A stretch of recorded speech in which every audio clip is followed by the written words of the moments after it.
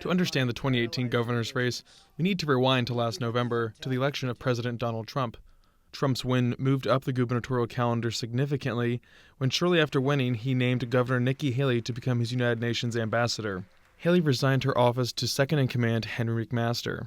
McMaster is well known in state politics, having served as U.S. Attorney appointed by President Ronald Reagan, 2 terms as the state's Attorney General, and until January was Lieutenant Governor for 2 years.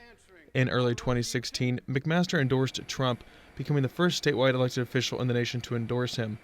McMaster continues to receive Trump support, a key to helping woo Trump's more conservative supporters who are critical for the June primary. However, an ongoing State House corruption investigation has indicted McMaster's former political consultant, Richard Quinn. It's been a lengthy investigation, and we just have to let it run its course. It's time for common sense. Catherine Templeton has emerged as McMaster's biggest threat to retaining the office, as evidenced by her besting him in the most recent round of fundraising. Templeton, a lawyer, is Haley's former director of labor and former head of the Department of Health and Environmental Control. Since entering the race in early April, Templeton has branded herself as an outsider who's never run for office. In August, she grabbed headlines following a Pickens County Republican Party event where she talked about the Confederacy and the removal of the Confederate flag from State House grounds. I've already said, and mean it from the bottom of my heart, that I am proud to be from South Carolina. I'm proud of the Confederacy. But I'm not going to second guess what the people in the State House did when I wasn't there. Templeton has surprised politicos with her staying power in the fundraising game and her increasing public profile defined by her attacks against the Old Boys Club.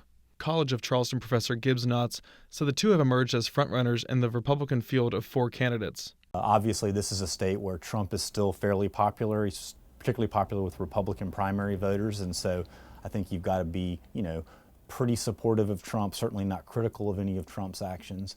And, it's going to be about getting your name out and building your organization. And really 2 of the candidates, both Templeton and McMaster, have emerged as the fundraising leaders and the people who at least have the resources to mount really, really competitive campaigns. It doesn't mean that somebody else couldn't win, but those are the 2 right now that it looks like it's going to be between on the Republican side.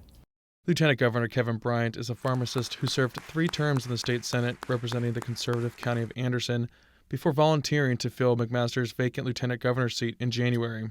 Fighting corruption is also a theme for the social conservative. I don't know where the fires are, but I know there's a ton of smoke over South Carolina. And former long-serving Kingstree Senator Yancey McGill, who spent 26 years in the Senate as a Democrat, months as lieutenant governor in 2014, and recently turned Republican, rounds out the field. The Democrats became active in the race just last month when Columbia Representative James Smith made his formal announcement days before Charleston consultant Phil Noble entered the race.